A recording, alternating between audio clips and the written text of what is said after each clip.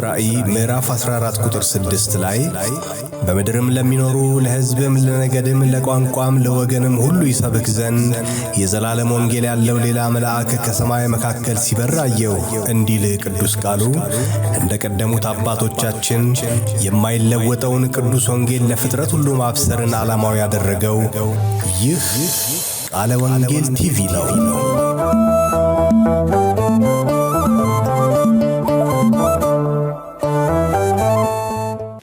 እግዚአብሔር አምላክ ለዘላለም የተባረከ ይሁን። እንደምንሰነበታችሁ ጌታ አምላክ ለዘላለም የተመሰገነ ይሁን። ወደ እግዚአብሔር ቃል እንሄዳለን።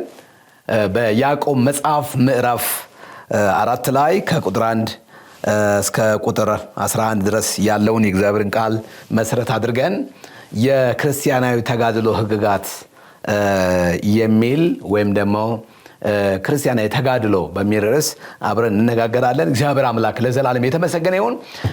ይሄ 6ኛው ክፍለ ጊዜያችን ነው። በተከታታይ እስከ ዛሬ ድረስ ያየነው ስለ መንፈሳዊ ውጊያ ነው። ዛሬም የምናየው መንፈሳዊ ውጊያ የሚል ነው። እንግዲህ በተከታታይ ባየነው በጣም ትኩረት አድርጌ መናገር የፈለኩት በእኛ አቅጣጫ ያሉትን ክፍተቶች እንዴት አድርገን ነው መዝጋት ያለብን? ምንድነው ክፍተቶቻችን? ለጠላት እድል ፈንታ የሰጠው የትኛው ባህሪዬ ነው? የትኛው አመለካከቴ ነው? የትኛው ማህበራዊ ግንኙነቴ ነው? ትዳሬን እያወከ ያለው የትኛው ነገሬ ነው? እሱ እንደዚህ ያደረገኝ፣ እሷ እንደዚህ ያለችኝ አይነት ነገር ማለት ብቻ ሳይሆን በመጀመሪያ እኛ ጋር ያሉትን ክፍተቶች ማየት ያስፈልጋል። የጻድቃን አይኖች በራሱ ላይ ናቸው ስለሚል በመጀመሪያ ራሳችንን ማየት፣ በመጀመሪያ ራሳችንን መመርመር፣ በመጀመሪያ ራሳችንን መፈተሽ ይኖርብናል። እንደዛ ከሆነ ድል በሕይወታችን ላይ ይኖራል፣ መከናወን ይሆንልናል። እግዚአብሔር ሞገስን እየሰጠን እየበረታን የምንሄድበት ሁኔታ ይኖራል ማለት። ነገር ግን ዝም ብለን ራሳችንን ሳናይ ሕይወታችን ላይ ሳንሰራ መንፈሳዊ ጦርነትን ለማድረግ መነሳት ለጠላት ያለ ገደብ ተጋላጭ እንደመሆን ነው። በተደጋጋሚ እንዳነሳሁት አንድ መከላከያ ወታደር ወደ ጦርነት ከመሄዱ በፊት በመጀመሪያ ራሱን እንደሚያበቃ ማለት ነው። በስልጠና ራሱን ያበቃል፣ ራሱን ያዘጋጃል፣ መታጠቅ የሚገባውን ይታጠቃል፣ ማወቅ የሚገባውን ያውቃል። ኢቭን የሚሄድበትን አካባቢ ባህል፣ ካልቸር፣ ቋንቋ፣ አመለካከት፣ አስተሳሰብ፣ የቦታ አቀማመጥም ሊሆን ይችላል። የተለያዩ ነገሮችን በደንብ አድርጎ ከሰለጠነ ካወቀ ከተማረ በኋላ ነው ብቁ ሲሆን ተመርቆ ሙሉ ወታደር ሆኖ ሀገርን ይጠብቃል፣ ትውልድን ይታደጋል፣ ለሀገሩ ይኖራል ተብሎ የሚታሰበው ማለት ነው። ስለዚህ በእንደዚህ አይነት ብቃት ውስጥ ያልሆነ ሰው አይደለም ሌላውን ሊያድን ራሱን እንኳን መከላከልና ማዳን ስለማይችል ለጥቃት ተጋላጭ የሚሆን ነው የሚሆነው። ስለዚህ መንፈሳዊ ዓለምም ላይ እንደዛ ነው። ምንም እንኳን እኛ ውጊያችን ከስጋና ከደም ጋር እንዳልሆነ ብናውቅም ከዛ ውስጥ የምንወስዳቸው ግን አንዳንድ ዲስፕሊኖች እንዳሉ ግን መገንዘብ ይኖርብናል። እንደ ኢየሱስ ክርስቶስ በጎ ወታደር ሆነን እንዴት አድርገን ነው የምንቋቋመው የምንዋጋው? ኢየሱስ ክርስቶስ በጎ ወታደር ነበረ። እንዴት ለእግዚአብሔር መንግስት የተሰጠ ማንነት እንደነበረው ለተለየለት ለዛ መለኮታዊ ጥሪ ምን ያህል ለአባቱ ፈቃድ የተሰጠ እንደነበረ መጽሐፍ ቅዱሳችን ይናገራል። ፈጽሞ ሰይጣን እድል ፈንታ ሊያገኝ እስከማይችል ድረስ ጊዜውን ጠብቆ በጣም በተለያየ መንገድ ቻሌንጅ ያደርገው እንደነበረ የእግዚአብሔር ቃል ይናገራል። ስለዚህ እንደ እግዚአብሔር ሰው አሁንም እያልኩ ያለሁት ነገር ምንድነው? በመጀመሪያ በራሳችን ዙሪያ ያሉትን ነገሮች ማጥፋት ያስፈልጋል። መቼም አንድ መጠጥ የሚያስቸግረው የመጠጥ ሱስ ያለበት ሰው መጠጥ የሚሸጥበት ቦታ መገኘት የለበትም። ሲጃራ የሚያስቸግረው አይነት ሰው በተቻለ መጠን ሲጃራ የሚያጨሱ ሰዎች አካባቢ መገኘት የለበትም። ራሱን መለየት ያስፈልገዋል።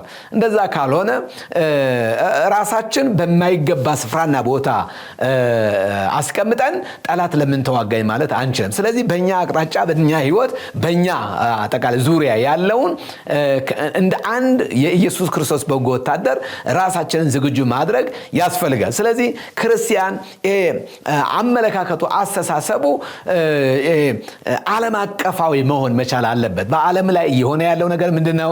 በሀገር ላይ የሆነ ያለው ነገር ምንድነው የሚለው ነገር በጣም አዌርነሱ ሊኖረው ይገባል። አዌክ መሆን አለበት፣ ንቁ መሆን አለበት። አለበት። ንቁ ካልሆነ ድንዙዝ ከሆነ ለሰይጣን ተጋላጭ ነው የሚሆን። ስለዚህ እንደ አንድ የኢየሱስ ክርስቶስ በጎ ወታደር ሆነን የእግዚአብሔርን መንግስት በማስፋት እግዚአብሔርን ሐሳብ ለማገልገል የጠላትን እቅድ በትክክል ማወቅ አለ። ጠላት ማን ነው? ዲያብሎስ ምንድነው?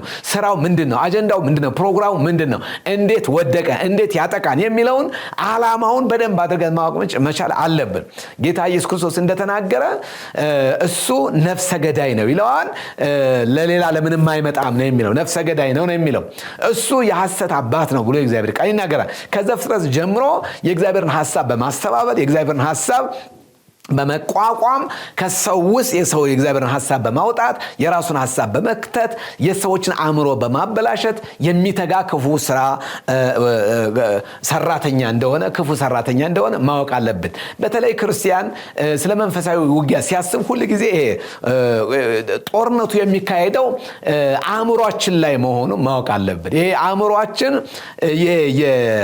የስፒሪቹዋል ባትል ፊልድ መሆኑ ጦርነት ሜዳ መሆኑን ማወቅ አለብን። በጣም ጠላት ቻሌንጅ የኛ ሐሳብ ይመስለናል፣ አንዳንድ ጊዜ የሰው ሐሳብ ይመስለናል። ነገር ግን ሐሳቡ የሚመጣው ከጨለማው ዓለም ነው። ስለዚህ በአንዳንድ ሐሳቦች እንደተጣለን፣ እግዚአብሔር እንደማይወደን፣ እግዚአብሔር እንደማይጠነቀቀን፣ እግዚአብሔር እንደማያግዘን፣ እግዚአብሔር እንደተሆነ አድርጎ ሊሰብከን ሁሉ ይፈልጋል። በእያንዳንዱ እንቅስቃሴያችን በአገልግሎታችን ራሱ ቀና ደፋ እያልን ፍሬ እንደሌለን ሊነግረን ይፈልጋል።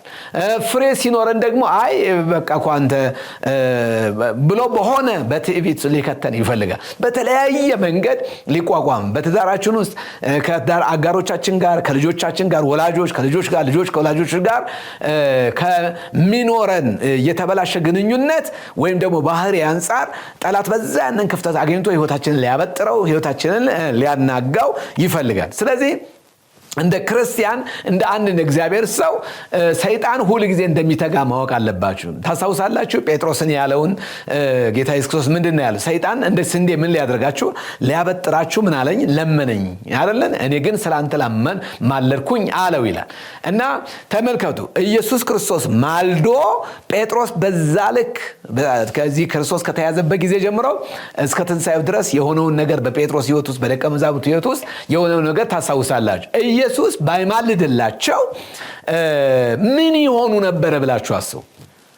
ማልዶላቸው አይሆንም፣ ልታበጥራቸው አይገባም ብሎ ክርስቶስ ማልዶ በዛ ልክ ኃይለኛ ጦርነት ውስጥ ማለፋቸው ክርስቶስ እሺ ብሎ ለሰይጣን ፈቃድ እሺ ብሎ በቃ እንደፈለክ አድርገው ልክ እንደ ኢዮብ እንዳደረገው ማለት ፈቅዶለት ነው ያንን ሁሉ በኢዮብ ህይወት ውስጥ ልክ እንደዛ ሰይጣን በኢዮብ ህይወት ውስጥ የሆነ ነገር እንዲያደርግ ተፈቅዶለት እንደነበር ለጊዜው ነው ተፈቅዶለት እንደነበረ ሁሉ በጴጥሮስና በደቀ መዛሙርቱ ህይወቱ ተፈቅዶለት ቢሆን ኖሮ ጥያቄው ውድቅ ተደረገበት፣ ልመናው ውድቅ ተደረገበት እንጂ ለእንዲያበጠራቸው ተፈቅዶላቸው ቢሆን ጴጥሮስ ክህደት ብቻ አይደለም ከዛም በላይ ሊሆን ይችላል ማለት ቀላል ነገር አለ። ስለዚህ እኛ ጋር ያለውን ክፉ መሻት መግረዝ ያስፈልጋል። ይሁዳ ኢየሱስ ክርስቶስን እስከ መሸጥ ድረስ ያደረሰው ነገር የገንዘብ ፍቅር ነው። እለት በህይወት ውስጥ እያደገ የመጣው የገንዘብ ፍቅር ክርስቶስን አሳልፎ እንዲሰጥ አድርጎታል። ስለዚህ ስለ መንፈሳዊ ውጊያ ስናስብ በመጀመሪያ ማወቅ ያለብን ነገር ምንድነው? ሰይጣን በሆነ ነገር ህይወታችንን እንዳይበረበረው፣ ህይወታችንን እንዳያናጋው መድፈን የሚገባንን የህይወት ክፍተት መድፈን መቻል አለብን ማለት ነው። እንደዛ ካልሆነ ግን ሊሆን አይችልም። ስለዚህ በመስሪያ ቤታችን ታማኝ ካልሆነን ታማኝነት በሌለው ማንነታችን ውስጥ ገብቶ ሙስና ደግሞ ለተለያየ ለህገ ወጥ ነገሮች ተላላፊ እንድንሆን ሊዳርገን ይችላል ማለት። ስለዚህ እንደ እግዚአብሔር መንግስት አገልጋይ እንደ ክርስቲያን እንደ አንድ ጠላት እንዳለው ሰው ማወቅ ያለብን ነገር ምንድነው? እዛ ብለን ሰይጣን እንደዛ ያደርገኛል ብለን ከማሰባችን ባሻገር በእኛ ህይወት ውስጥ ግራውንድ አግኝቶ ህይወቴን፣ ትዳሬን፣ ኑሮዬን፣ ቢዝነሴን በሙሉ እንደዚህ ምስቅልቅል ሊያደርገው የቻለው በየትኛው የህይወቴ ክፍተት ነው ብለን ጥያቄ መጠየቅ አለብን። መገሰጽ ብቻ አይደለም። በጣም በቤተ ክርስቲያን ውስጥ ተግሳጽ ይበዛል። ሰው ሲናዘዝ እግዚአብሔርን ይቅርታ ሲጠይቅ ሲያለቅስ ምህረት ሲጠይቅ አይደለም እናየው ስንገስጽ ነው በቤተ ክርስቲያን በጣም ጸሎት ሞቅ እንዲል ከተፈለገ መገሰጽ ነው እንገስጽ ከተባለ ሁሉም ሰው ተነስቶ ሲረባረብ ነው የምንመለከተው ነገር ግን አሁን ገስጸ ነው ከሄደ በኋላ ህይወታችን ውስጥ ጠላት የሆነ ነገር አስቀምጦ የሆነ አለመታመን አለመታዘዝ ትዕቢት አመጽ ክፋት የተለያየ ነገር ህይወታችን ውስጥ ሰቅሎ አስቀምጦት የሄደው ነገር ካለ በቃ በዛ አማካኝነት ህይወታችንን ሊያመሰቃቅለውና ሊያዋርደን ይችላል ማለት ነው ስለዚህ ጠቅለል ላደርግላችሁ ነው የምፈልገው እግዚአብሔር አምላክ ማስተዋልና ጥበብን ያብዛል ስለዚህ ጠላታችንን በትክክል ማወቅ ያስፈልጋል በሁለተኛ ደረጃ ደግሞ በደንብ መታጠቅ ያስፈልገናል መንፈሳዊውን ውጊያ በጥሩ ሁኔታ ለመዋጋት ከፈለግን ክብር ለእግዚአብሔር ይሁን በደንብ አድርገን ጠላታችን ማን ነው ስልቱ ምንድነው ዕውቀቱ ምንድነው ፈቃዱ ምንድነው አጀንዳው ምንድነው ብለን የጠላትን ባህሪ የጠላትን አጀንዳ የጠላትን ፕሮግራም የጠላትን እቅድ ቢመጣ ምን ሊያደርግ እንደሚችል ተዳራችን ውስጥ ቢመጣ ምን ሊያደርግ እንደሚችል በደንብ አድርገን ጠንቅቀን ማወቅ ያስፈልጋል በሁለተኛ ደረጃ ማድረግ ያለብን ምንድነው እንደ እግዚአብሔር ቃል በኤፌሶን ምዕራፍ 6 ቁጥር 8 10 እስከ 18 እንደጻፈው በደንብ አድርገን መታጠቅ ያስፈልጋል ዝርክርክ ወገባችን የታጠቀ መብራታችን የበራ ሊሆን ይገባዋል በደንብ ዝግጁ ካልሆንን ከተዝረከረከን የተዝረከረከ ሰው በደንብ ያልታጠቀ ሰው ሩጦ ማምለጥ አይችልም መዋጋት ማሸነፍ አይችልም ስለዚህ የስነ-ልቦና ዝግጅት ያስፈልጋል እምነት ያስፈልጋል ጸሎት ያስፈልጋል በእግዚአብሔር ቃል የታጠቀ ስብዕና ሊኖረን ያስፈልጋል በዲሲፕሊን የተሞላን መሆን መቻል አለብን እንደዛ ካልሆነ ጠላትን ቤታችን ውስጥ ምኝታችን ውስጥ ሊገባ ይችላል በምን አይነት መንገድ እንደሚገባ አናውቀው ይሄንን ሳወራ የሰይጣንን ትልቅነት ብቻ እያወራሁኝ አይደለም እኔ የሰይጣንን ታላቅነት መናገር አለምፈልገው እኛ በልዑላዊ አምላክ በእግዚአብሔር ጥበቃና ቸርነት ውስጥ የምንኖር ሰዎች ነን ስለዚህ ጠላት አጀንዳው ምን እንደሆነ ሰይጣን አጀንዳው ምን እንደሆነ ምን እያደረገ እንደሆነ እናውቃለን እንደ ኢየሱስ ክርስቶስ ቤተክርስቲያን በአሁኑ ወቅት በኢትዮጵያ ቤተክርስቲያን ውስጥ ምን እያደረገ እንደሆነ እናውቃለን ስለዚህ በቤተክርስቲያን ውስጥ አገልጋዮች ከአገልጋዮች ጋር እንዳይቀባበሉ መጋቢው ነብዩን እንዳይቀበል ነብዩ መጋቢውን መጋቢው አስተማሪው ነብዩን እንዳይቀበል በተለያየ መንገድ ሰይጣን ክርስቲያኖችን እያናወጠ ግራ እያጋባ በቤተክርስቲያን ውስጥ መለያየትን እየፈጠረ በተለያየ መንገድ ቻሌንጅ እያደረገ ነው ያለው ስለዚህ ይህንን የጠላትን አጀንዳና ፕሮግራም ለማፍረስ የሰይጣንን አጀንዳ ሙሉ ለሙሉ ለመምታት ክርስቲያን ከማን ጋር ህብረት ማድረግ እንዳለበት ጓደኞች እንዴት መምረጥ እንዳለበት እንዴት አድርጎ በእግዚአብሔር ቃል የተሰራና የተገነባ ህይወት ሊኖር እንደሚገባ ማወቅ መቻል አለብን ማለት ስለዚህ ሰይጣን ይህን አደረገኝ እንደዚህ ሰራኝ እንደዚህ ወጣ እንደዚህ ገባ ምናምን ብለን የሰይጣንን ትልቅነት አጉልጠን የእግዚአብሔርን ጥበቃ ሚስ ማድረግ የለብን ስለዚህ በቤተክርስቲያን ውስጥ ላሉ ክፍተቶች አስተዋጽኦ ያደረገው ሰው አይደለም ወይ የኛ ባህሪ አይደለም ወይ የኛ አለመታዘዝ አይደለም ወይ ነግሬያችኋለሁ በጣም ግራውንድ አድርጎ በእኛ ህይወት ውስጥ ባገኘው ክፍተት አማካኝ በሆነ መንገድ ያው ሁሉ ጊዜ በዙሪያችሁ ይዞራን ስለሚል የህይወት ክፍተቶቻችን ይታወቃሉ ስለዚህ ድህነት አንዱ የህይወት ክፍተታችን ሊሆን ይችላል በዛ ይመጣና ህይወታችንን ይበዘብዘዋል ህይወታችንን ያናውጣዋል ህይወታችንን ግራ ሊያጋባው ይችላል ስለዚህ እንደ እግዚአብሔር ቃል በደንብ ራሳችንን ማስታጠቅ ይኖርብናል እንደ እግዚአብሔር ቃል ሁላችንም ራሳችንን በእግዚአብሔር ቃል እንደ በጎ ወታደር ራሳችንን ማብቃት ይኖርብናል ስለዚህ የእግዚአብሔር ቃል እንደሚናገር በእምነትና በጎ ህሊና ይኑርህ መልካሙን ገድል ትጋደል ዘንድ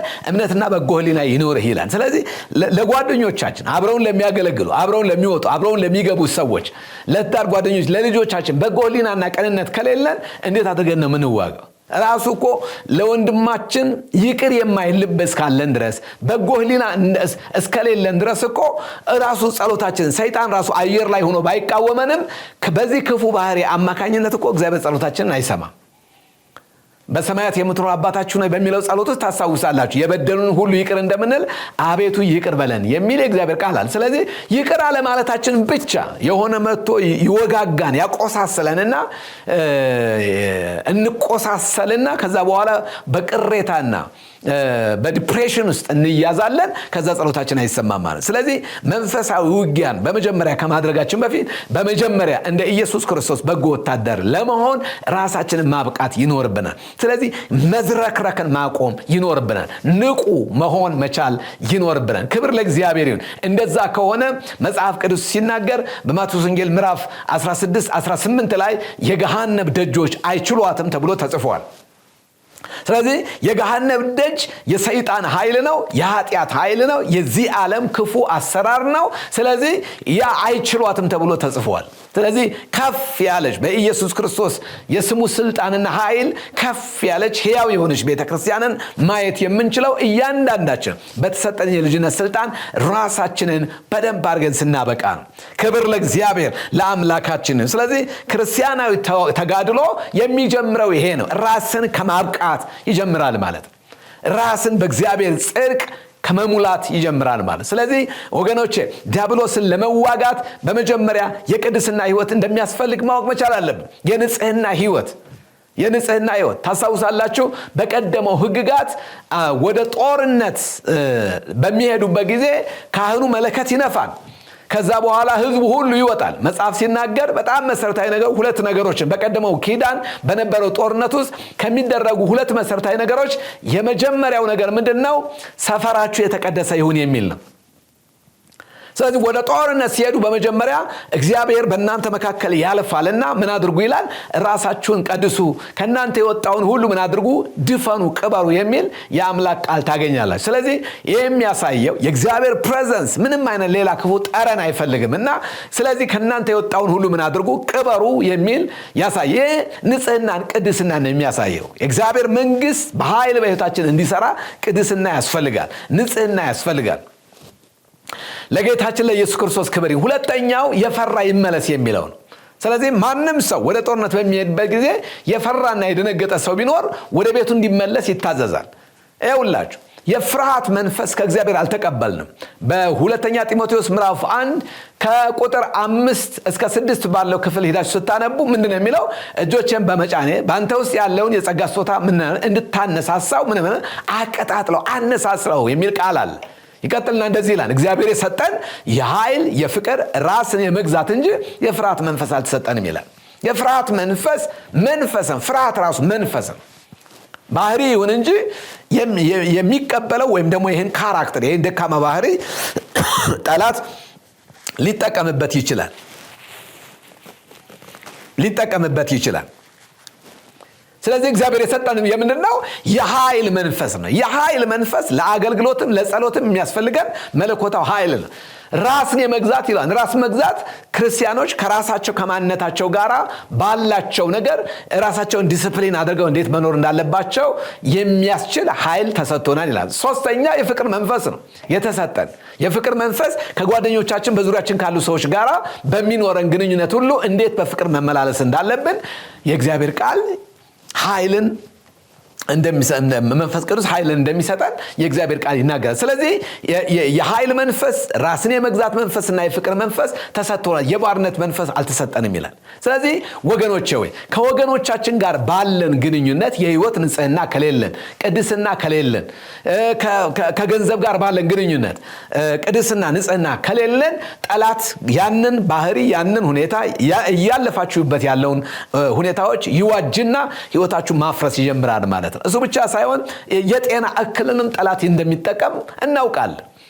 በተለይ ደግሞ በተለያየ የህመም እና የበሽታ ጫና ውስጥ የምታልፉ ወንድሞቼ እንዴት አድርጎ በዛ አቅጣጫ እግዚአብሔር ጸሎትሽን አልመለሰም፣ እግዚአብሔር ልመናህን አልሰማም በሚል በተለያየ አቅጣጫ እንደሚቋቋማችሁ ይታወቃል። ነገር ግን አንድ የተስፋ ቃል ተሰጥቶናል። የመጀመሪያው በማርቆስ ምዕራፍ 16 ላይ ምንድነው? በስሜ የሚያምኑ እነዚህ ምልክቶች ይከተሏቸዋል፣ አጋንንትን ያስወጣሉ፣ እጆቻቸውን በድውዮች ላይ ይጭናሉ፣ እነሱም ይፈወሳሉ ይላል። ክብር ለእግዚአብሔር ይሁን። የሚፈውስ ጌታ እንዳለን አውቀን በያዕቆብ ምዕራፍ 5 ላይ የእግዚአብሔር ቃል እንደሚናገር ከቁጥር 13 ጀምሮ ከእናንተ መካከል የታመመ ቢኖር የቤተክርስቲያን መሪዎችን ይጥራ ይላል። ስለዚህ በመንፈሳዊ መሪዎቻችን እጅ ስልጣን እንዳለ አምነን ራሳችንን ለመንፈሳዊ ባለስልጣናት በማስገዛት ክብር ለእግዚአብሔርን ጠላታችንን መቋቋም ጠላታችንን መዋጋት ይኖርብናል ማለት ነው። እግዚአብሔር አምላክ ለዘላለም እስከ ዘላለም የተመሰገነ። እስካሁን እያወራችሁ ያሉት ነገር ምንድነው? በዙሪያችን ክብር ለእግዚአብሔር ይሁን። ይሄ አደገኛ አጥር እንደሚባለው ማለት ነው።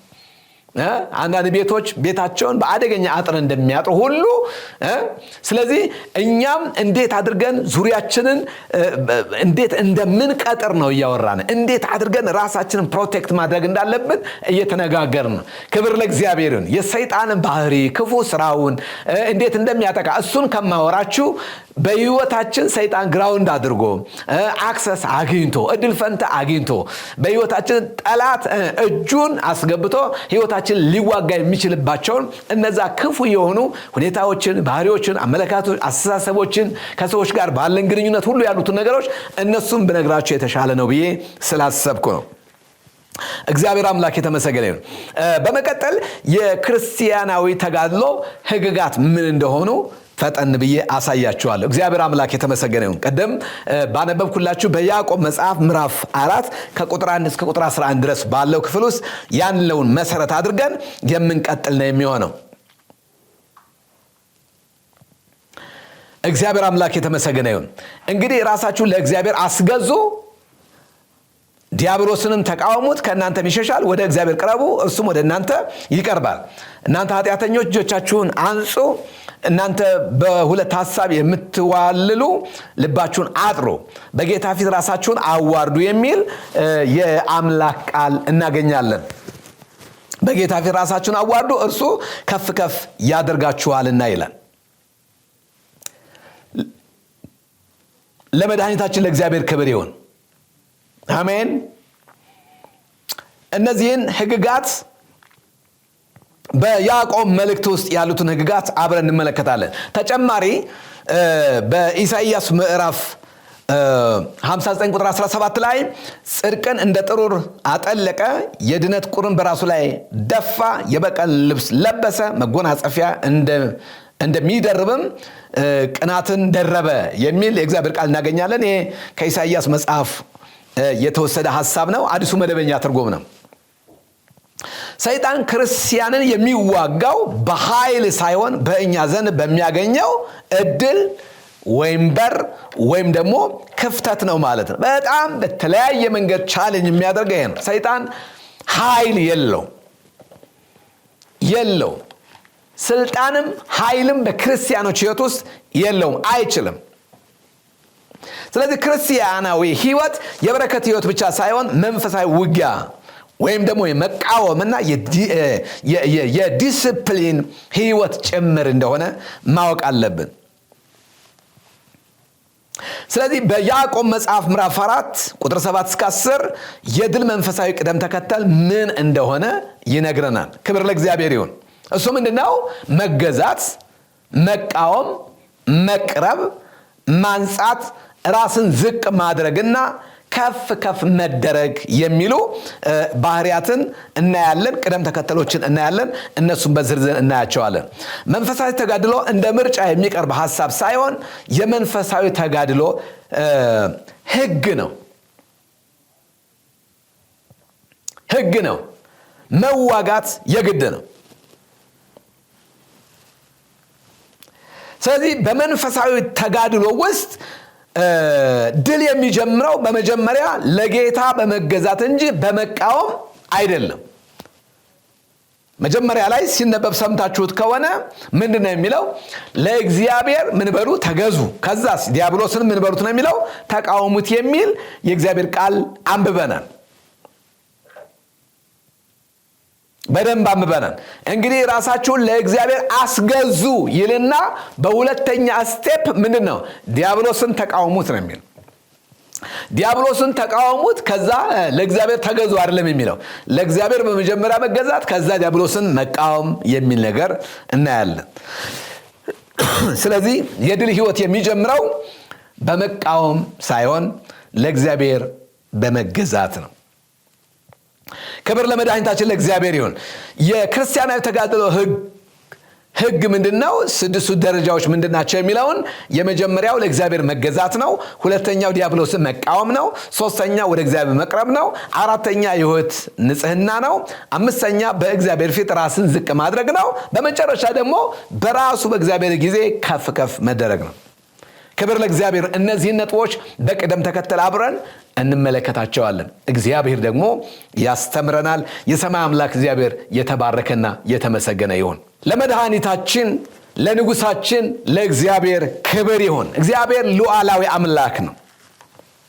አሜን አሜን። ጌታ ይመስገን። የሚጠብቀን ምን አይልም፣ አይተኛም፣ ደግሞ ምን አይልም፣ አያንቀላፋም። የክርስቲያን ተጋድሎ ስድስቱ ደረጃዎችን ላሳያችሁ።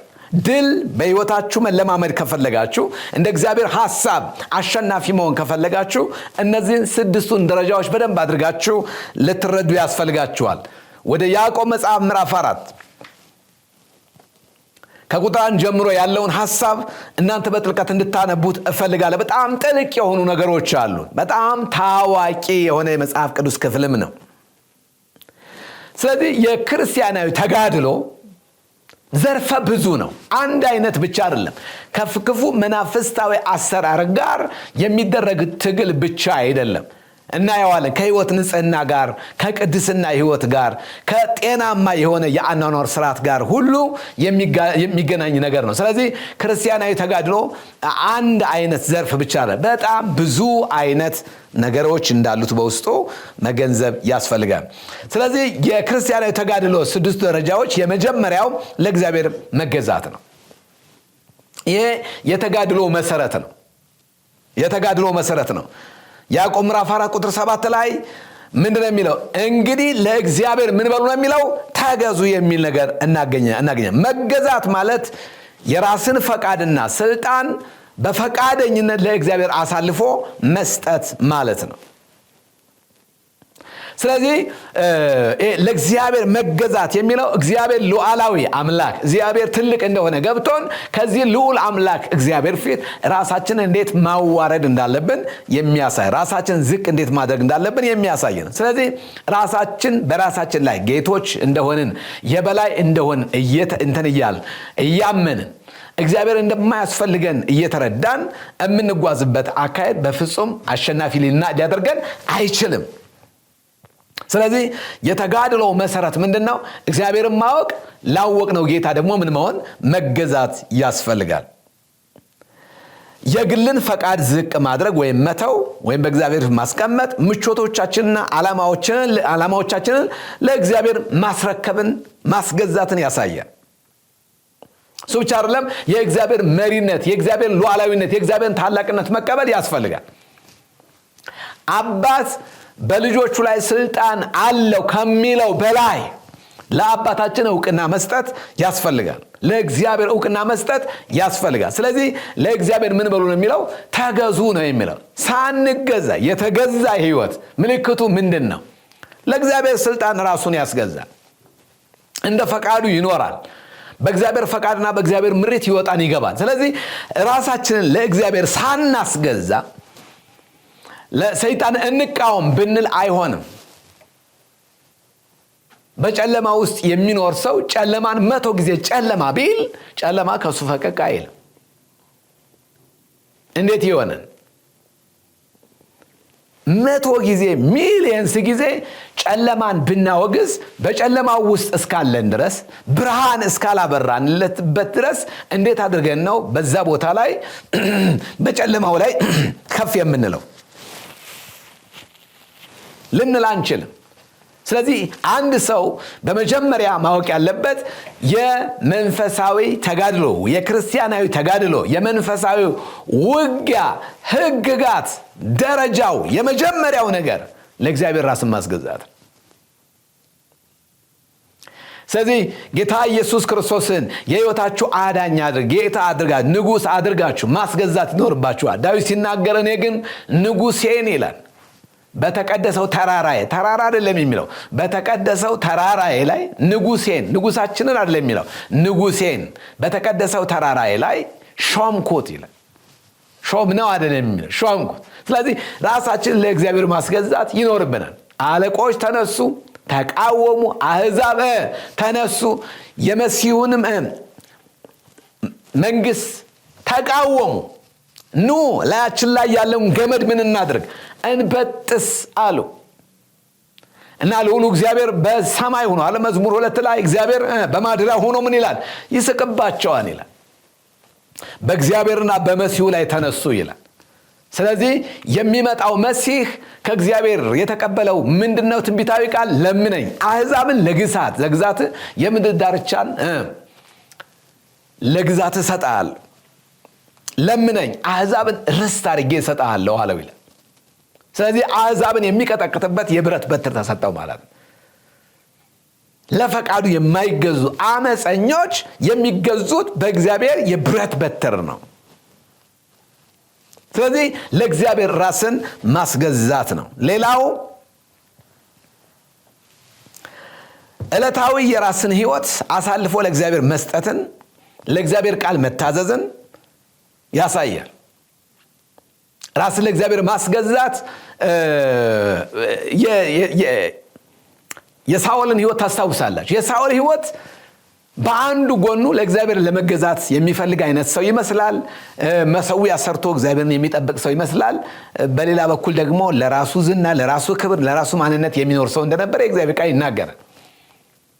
ስለዚህ የሰባውን ሁሉ ምን እያደረገ እየመረጠ ከምርኮ እንዳመጣ መጽሐፍ ቅዱስ ሲናገር ፈጽመ አጥፋልኝ የተባለውን ያንን ሊታዘዝ እንዳልፈለገ ንጉሱን አጋግን ራሱ አምጥቶ ቤተ መንግስት ውስጥ እንዳስቀመጠው የእግዚአብሔር ቃል ይናገራል። ስለዚህ በእግዚአብሔር ቃል ላይ አምፀሃልና ለእግዚአብሔር ቃል አልታዘዝክምና እግዚአብሔር መንግስትን ዛሬ ካንተ ላይ ምን አደረገው አለው?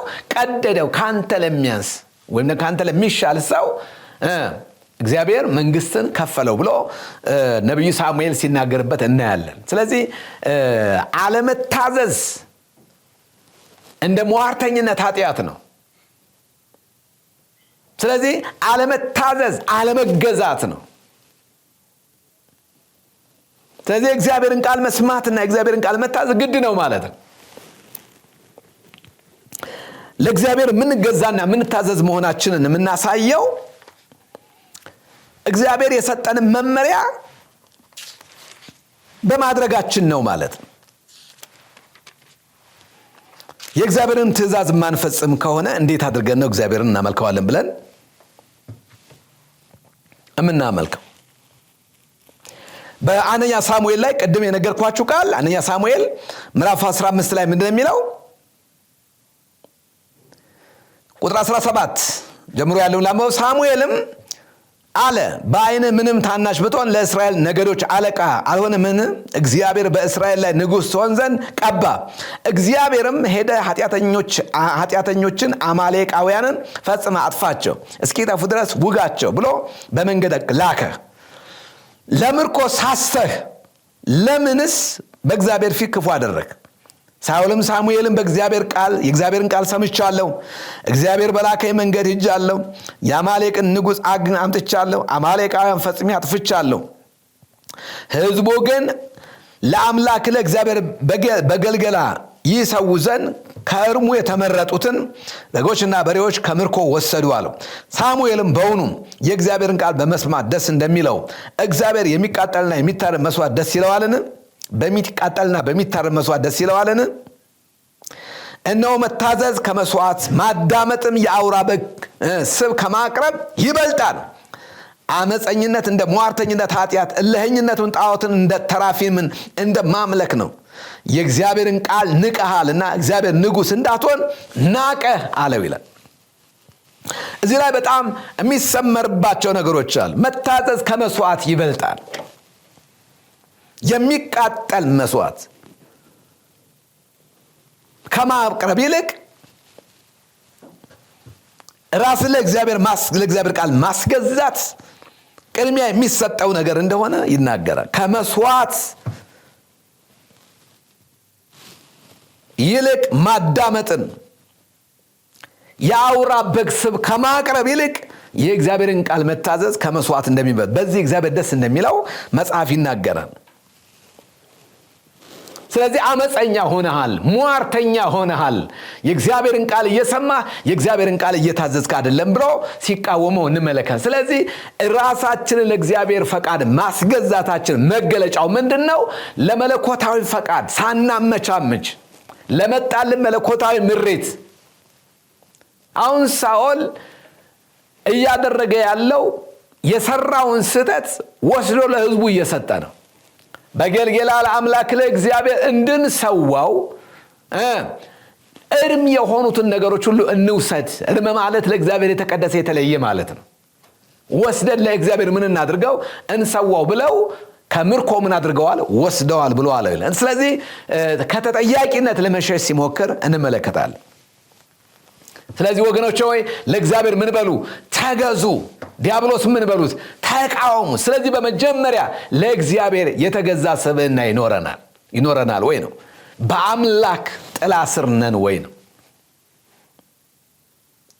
ስለዚህ ለእግዚአብሔር ፈቃድ ምቹ ያልሆነ ህይወት፣ ለእግዚአብሔር ፈቃድ የማይገዛ ማንነት እስካለን ድረስ በእግዚአብሔር ቤት ስርዓት ላይ አመፀኛ እስከሆን ድረስ እንዴት ነው ተገዝተናን ብለን የምንለው? ሁለተኛው የመንፈሳዊ ተጋድሎ ህግጋት መቃወም ነው፣ ወይም ደግሞ ፊት ለፊት መጋፈጥ። ቁጥር 7 ላይ ዲያብሎስን ግን ተቃወሙት ከእናንተ ምን ይላል ነው የሚለው? ይሸሻል። ብዙ ጊዜ ይሄ ቃል በጣም የታወቀ ነው ብያችኋለሁ። መቃወም ማለት ምን ማለት ነው? መቃወም ማለት መንፈሳዊ ጥቃቶችና ጭቆናዎችን በንቃት ምን ማለት ነው? መጋፈጥ ማለት ነው። ስለዚህ መቃወም ድምፅን ከፍ አድርጎ በጌታ በኢየሱስ ክርስቶስ ስም ተነቃቀል ከማለት፣ ፍረስ ውደቅ ከማለት ባሻገር መቃወም ሪዚስት ማድረግ፣ ይህ ደግሞ በአብዛኛው የውስጥ ቁርጠኝነትን፣ የልብ ዝንባሌን፣ የባህሪ ለውጥን የሚያመለክት ነገር ነው። ከአኗኗራችን ጋር የተገናኘ ነው። ስለዚህ ተቃወሙት የሚለው ሪዚስት ማድረግ እንደሆነ፣ ይህ ማለት ደግሞ ከዲያብሎስ ፈተና ሐሳብ ወይም ደግሞ ተጽዕኖ ጋር አለመስማማትን፣ የሰይጣን ሐሳብ ካለበት ነገር መራቅን፣ ለሰይጣን አጠቃላይ እድል ፈንታ አለመስጠትን ነው የሚያሳየው።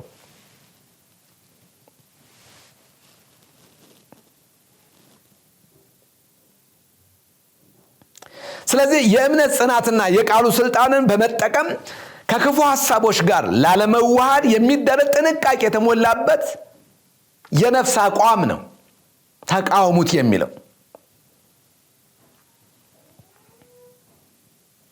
ብዙ ጊዜ ከተግሳጽ ጋር የሚገናኝ ነገር አይደለም።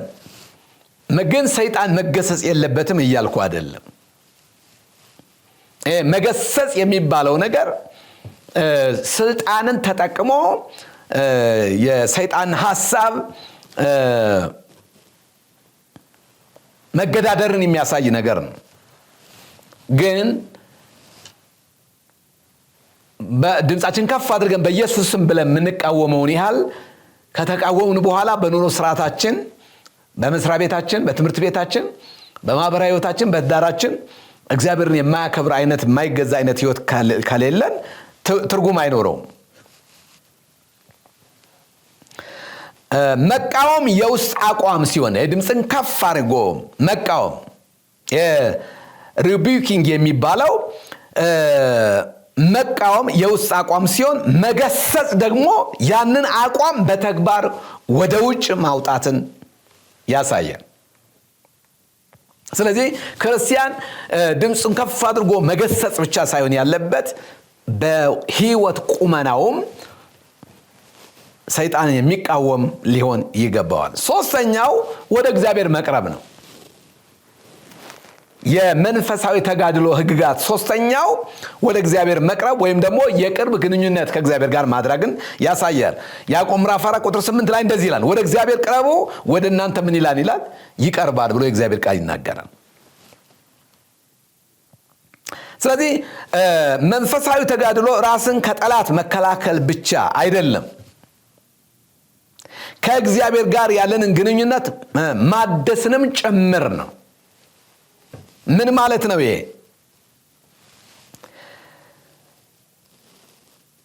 ወደ እግዚአብሔር በምንቀርብበት ጊዜ ከእግዚአብሔር ጋር ያለንን ግንኙነት እናድሳለን። ሰው ወደ ብርሃን እየቀረበ በመጣ ቁጥር ከጨለማ እየራቀ እንደሚሄድ ሁሉ ወደ እግዚአብሔር እየቀረብን ስንመጣ የቅርብ ግንኙነታችንን እያደስ ህብረታችንን እያደስ እንመጣለን። ስለዚህ ወደ እግዚአብሔር መቅረብ በጸሎት በቃሉ እና በእግዚአብሔር ሐሳብ ውስጥ መሆንን የሚያሳይ ነገር ነው። ስለዚህ መንፈሳዊ ተጋድሎ ሰይጣንን መቃወሚያ መሳሪያ ብቻ ሳይሆን ራሳችንን ለእግዚአብሔር የምናስገዛበት መርህ ነው። ከእግዚአብሔር መራቅ ለጥቃት ተጋላጭ መሆን ነው። ወደ እግዚአብሔር መቅረብ ግን መንፈሳዊ ጥንካሬንና ጉልበትን ማግኘት ነው። ስለዚህ ምንድነው ማድረግ ያለብን? ወጥ የሆነ የጸሎት ህይወት ይኖረን፣ የአምልኮ ህይወት ይኖረን፣ በቃሉ ላይ የጸና ማንነት፣ የእግዚአብሔርን ቃል ዕለት ዕለት የሚያሰላስል ህይወት ሊኖረን ይገባል። እግዚአብሔር አምላክ ለዘላለም የተባረከ። ስለዚህ ግንኙነታችንን እናድስ። ከእግዚአብሔር ጋር ያለንን ህብረት በደንብ አድርገን ማጠናከር ይኖርብናል። ከእግዚአብሔር ጋር ያለንን ሪሌሽንሺፕ በደንብ አድርገን ማጎልበት ይኖርብናል። አራተኛው ራስን መቀደስ ወይም ደግሞ የህይወት ንጽህና መያዝ። እዚህ ያዕቆብ ምዕራፍ 4 ቁጥር 8 ላይ እጆቻችሁን አንጹ ልባችሁን አጥሩ የሚል የአምላክ ቃል እናገኝ። ስለዚህ ራስን መቀደስ፣ እጆቻችሁን አንጹ። ለመድኃኒታችን ለእግዚአብሔር ክብር ይሁን። እጃችሁን አንጹ ምን ማለት ነው? ክፍሉን ላንብብላችሁ። ለእግዚአብሔር ለአምላካችን ከዘላለም እስከ ዘላለም ክብር ይሁን። እናንተ ኃጢአተኞች እጆቻችሁን አንጹ፣ ሁለት ሐሳብ ያላችሁ እናንተ ልባችሁን አጥሩ፣ ተጨነቁና ዘኑ፣ አልቅሱም። ሳቃችሁ ወደ ሐዘን ደስታችሁም ወደ ትካዜ ይለወጥ የሚል የአምላክ ቃል ነገር። ስለዚህ ራስን ምን ማድረግ መቀደስ ያስፈልጋል። ራስን ማንጻት ያስፈልጋል።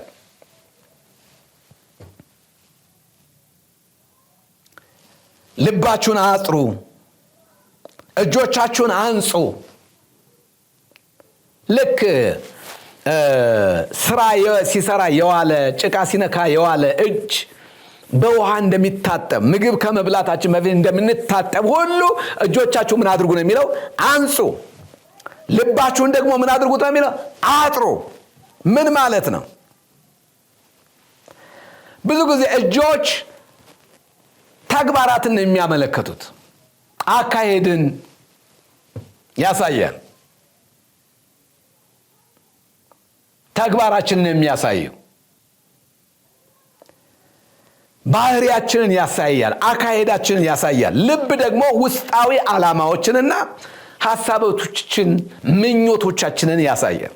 ስለዚህ እጆቻችንም ልባችንን መጥራት አለበት።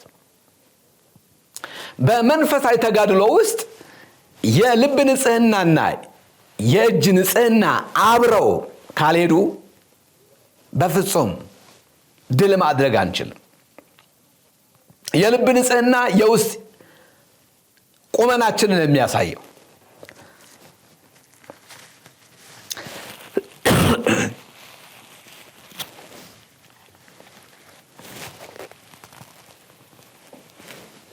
እጆቻችንን ያጠራነውን ያህል የልብ ንጽህና ከሌለን በውስጣዊ የልብ ንጽህና፣ ለዛ ነው እግዚአብሔር ቃል ልብን አጥብቀህ ምን አድርግ? ጠብቅ፣ የሕይወት መምጫ ከእርሱ ነውና ነው የሚለው።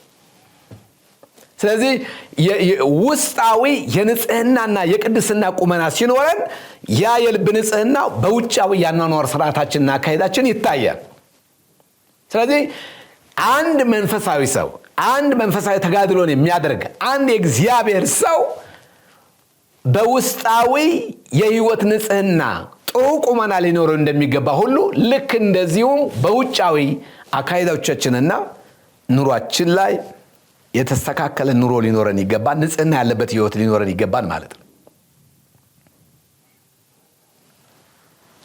ስለዚህ የውስጣዊ ንጽህና ውጫዊ ድልን ማግኛ መሳሪያ እንደሆነ፣ ያለ ውስጣዊ ንጽህና ግን ውጫዊ ድልን ማግኘት እንደማንችል መጽሐፍ ቅዱሳችን ያሳያል። ስለዚህ ምን ማለት ነው?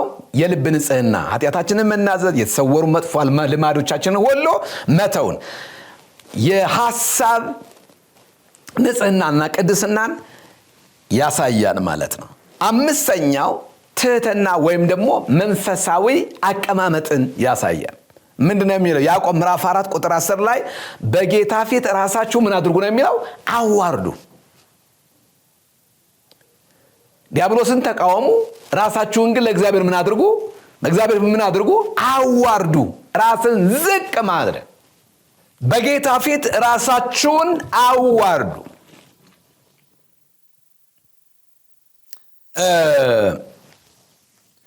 እዚሁ ያዕቆብ ምዕራፍ 4 ላይ ቁጥር 4 ጀምሮ አመንዝሮች ሆይ ዓለምን መውደድ ለእግዚአብሔር ጥል እንዲሆን አታውቁምን? እንግዲህ የዓለም ወዳጅ ሊሆን የሚፈልግ ሁሉ የእግዚአብሔር ጠላት ሆኗል።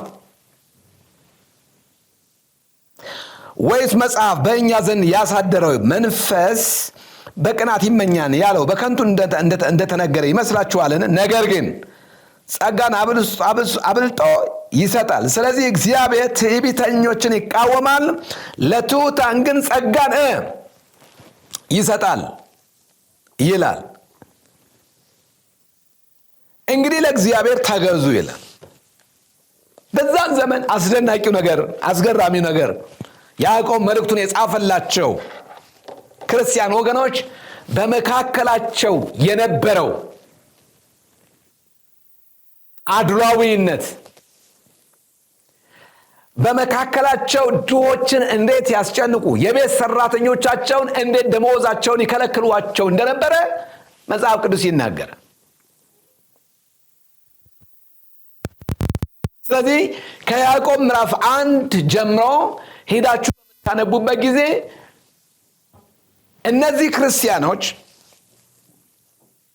ለውጭ ሰዎች ወይም ደግሞ ስልጣን ላላቸው ሰዎች ከፍተኛ የሆነ ከበሬታን ይሰጧቸው ነበር፣ የከፍታ ቦታ ይሰጧቸው ነበር። ግን በመካከላቸው ያሉ በመንፈሳዊ ነገር በጣም ብልጹግ የሆኑ የበለጸጉ የተባረኩ የእግዚአብሔር መንግስት ልጆችን ግን በተሳሳተ መለኪያ ያዋርዷቸውና ዝቅ ያደርጓቸው ነበር።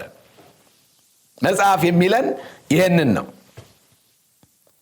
ስለዚህ ራሳቸውን እንደተሻሉ አድርገው ይቆጥሩ ነበር። ስለዚህ እናንተ ባለጠጎች ሆይ ይላቸዋል። የድሆች ደመወዝ እንባቸው ላባቸው እንኳን በፊቴ ምን ይላል? ይጮሃል። የእግዚአብሔር ቃል ሲናገር እንደዛ ነው የሚለው። ትህትና ምንም ነገር ይኖረን፣ በጣም ምንም ነገር በዚህ ዓለም ነገር ላይ ምንም ነገር ያለን ሰዎች ነን ወገኖቼ ሆይ ራሳችንን ግን በትህትና በእግዚአብሔር ፊት ማስገዛት መቻል አለብን። በጣም የተገለጠ የጸጋ ስጦታ ይኖረን፣ በጣም ጥሩ ፋይናንስ ይኖረን፣ ጥሩ ዕውቀት ይኖረን፣ ግን ትህትና በጣም እጅግ አስፈላጊ ነው። ስለዚህ ትህትና ከእግዚአብሔር ስልጣን በታች ትክክለኛውን ቦታ መያዝ፣ እኛ እንደማንችል እግዚአብሔር እንደሚችል በእግዚአብሔር ፊት ትሁት መሆንን። ትህትና የበታችነት ስሜት አይደለም። ትህትና የእግዚአብሔር ሰዎች እንደሚናገሩት የተገራ ስብዕናን ያሳያል። ያልሰለጠነ ያልተገራ ፈረስ ሊጥለን እንደሚችል ሁሉ የተገራ የሰለጠነ ፈረስ ግን በትክክል ልንጠቀምበት እንደምንችል ሁሉ መንፈሳዊም ዓለም ላይ ትህትና ማለት በእግዚአብሔር ፊት የተገራ ስብዕና ይዞ ለእግዚአብሔር ምቹ የሆነ ሕይወትን ማሳየትንና እግዚአብሔርን እግዚአብሔር ነው ብለን ጓደኞቻችንን ግን በተመለከተ በፊልጵስዩስ ምዕራፍ 2 ላይ እንደተጻፈ ጓደኛዬ ከእኔ ይሻላል ብለን በትህትና መቆጠርን ያሳያል። እንደውም ጳውሎስ ለፊልጵስዩስ ክርስቲያኖች ምንድነው የሚላቸው? በእግዚአብሔር መልክ ሲኖር ሳለ ራሱን ዝቅ እንዳደረገ፣ ራሱን ባዶ እንዳደረገ፣ ለመስቀል ሞት እንኳ ራሱን አሳልፎ እንደሰጠ፣ ነገር ግን በመስቀል ከሞተ በኋላ እግዚአብሔር አብ ያለ ልክ ከፍ ከፍ እንዳደረገው የእግዚአብሔር ቃል ይናገራል። ስለዚህ የእግዚአብሔር ልጆች ባህሪ ነው። ጓደኛዬ ከኔ ይሻላል ብሎ ማለት ከአንድ ጤናማ ክርስቲያን የሚጠበቅ ማንነት መሆኑን ያሳያል። ስለዚህ ትዕቢት ጸጋን ይከለክላል፣ ትህትናን ግን ጸጋን ያበዛል። እግዚአብሔር አምላክ ለዘላለም የተባረከ። ስለዚህ የራስን ክብር ከመፈለግ ይልቅ ራስን ለእግዚአብሔር ዝቅ ማድረግን፣ ሙሉ ለሙሉ እግዚአብሔር መታመንን፣ እርማትን ወይም ደግሞ ተግሳጽን በደስታ መቀበልን ያሳያል። የመጨረሻው እንደዛ የሚሆን ከሆነ የመጨረሻው ራሳችን ለእግዚአብሔር የምናስገዛ ከሆነ ሕይወታችን በቅድስናና በጽድቅ የምንይዝ ከሆነ በትህትና በእግዚአብሔር ፊት ራሳችንን የምናዋርድ ከሆነ ጓደኛዬ ከኔ ይልቅ ይሻላል የምንል ከሆነ ከፍ ከፍ እንደምንደረግ የእግዚአብሔር ቃል ይናገራል። ይሄ ደግሞ አምላካዊ ምላሽ ነው፣ ሪዋርድ ነው። ያዕቆብ ምዕራፍ 10 ቁጥር 10 ላይ 4:10 ላይ ምን ይላል? እርሱም ከፍ ከፍ ያደርጋችኋል ይላል። ስለዚህ ሰው ራሱን በእግዚአብሔር ፊት ዝቅ የሚያደርግ ከሆነ እግዚአብሔር በጊዜው ምን ያደርገዋል? ከፍ ከፍ ያደርገዋል። ስለዚህ እርሱ ከፍ ከፍ ያደርጋችኋል የሚል የአምላክ ቃል እናገኛለን። ለመድኃኒታችን ለእግዚአብሔር ክብር ይሁን። በጌታ ፊት ራሳችሁን አዋርዱ ከፍ ከፍም ያደርጋችኋል ይላል። ሃሌሉያ! እግዚአብሔር አምላክ የተባረከና የተመሰገነ ይሁን። እግዚአብሔር ራሱ ለትህትናችን ዋጋ ይከፍላል። ከፍ ማለት ራስን ማስተዋወቅ ሳይሆን መለኮታዊ እድገትን ወይም ደግሞ ሹመትን የሚያሳይ ነው። እሱ ነው ከፍ የሚያደርጋችሁ ይላል። ክብር ለእግዚአብሔር ይሁን። ስለዚህ በእግዚአብሔር የጊዜ ሰሌዳ መታመን አለብን። ምን ማለት ነው? እግዚአብሔር በጊዜው ነው ምን የሚያደርገን? ከፍ ከፍ የሚያደርገን። ስለዚህ ለሰው ዕውቅና አለመታገል፣ በተሰወሩ ስፍራዎች ታማኝ መሆን፣ ለማንኛውም አቅጣጫ ታማኝ መሆን፣ ይሄ ከአንድ ክርስቲያን የሚጠበቅ ዲስፕሊን መሆኑን ይናገራል። ስለዚህ በመጨረሻም የመንፈሳዊ ተጋድሎ ማጠቃለያ የሚሆነው ምንድነው? መገዛት፣ መቃወም፣ ወደ እግዚአብሔር መቅረብ፣ ራስን ማንጻት፣ ራስን ዝቅ ማድረግና በራሱ በእግዚአብሔር ጊዜ ከፍ ከፍ ማለትን ያሳያል። ክብር ለእግዚአብሔር ለአምላካችን። በመንፈሳዊ ተጋድሎ ውስጥ የተለመዱ የተሳሳቱ አመለካከቶች አሉ። አንደኛው ከመንፈሳዊ ኃይላት ይልቅ ከሰዎች ጋር መታገል፣ ከሰዎች ጋር መዋጋት። ይህን ማቆም አለብን። ለእግዚአብሔር ሳይገዙ በጸሎት ለእግዚአብሔር እንገዛለን በሚል ብቻ ለእግዚአብሔር ሳንገዛ ዲያብሎስን መቃወም ትልቅ ስህተት ነው። ኃጢአትን ችላ ማለት፣ መታዘዝ የሌለበት ጸሎት ከመጽሐፍ ቅዱስ አስተምሮ አንጻር ትክክል አይደለም። ስለዚህ በዲስፕሊን ከተመራን አሸናፊዎች እንሆናለን። እግዚአብሔርን ደስ የሚያሰኝ ስብዕና በሕይወታችን ላይ መለማመድ እንችላለን። ክብር ለመድኃኒታችን ይሁን። ስለዚህ አጠቃላይ በ6 ሳምንታት ስንማር የቆየነውን ትምህርታችንን ጠቅልል ስናደርገው ለማስተላለፍ የፈለኩት በክርስቶስ ኢየሱስ በመስቀል ላይ የተሰራልን ድል አለ። ነገር ግን ድላችንን ለማጽናት ምን እንላለን? እንዋጋለን። በክርስቶስ ኢየሱስ የተሰራልንን ነገር ከኛ እጅ ሊወስድ፣ ሊቃወመን፣ ሊቀማን የሚፈልገውን ኃይል መገዳደር ያስፈልጋል። ሰይጣን የምንገዳደረው ደግሞ በሕይወት ነው። ለዛ ነው ጽድቅን ልበሱ፣ የእምነት ጋሻን ያዙ፣ የታማኝነት መታጠቂያን ታጠቁ። እሱ ብቻ አይደለም፣ የመንፈስን ሰይፍ ያዙ።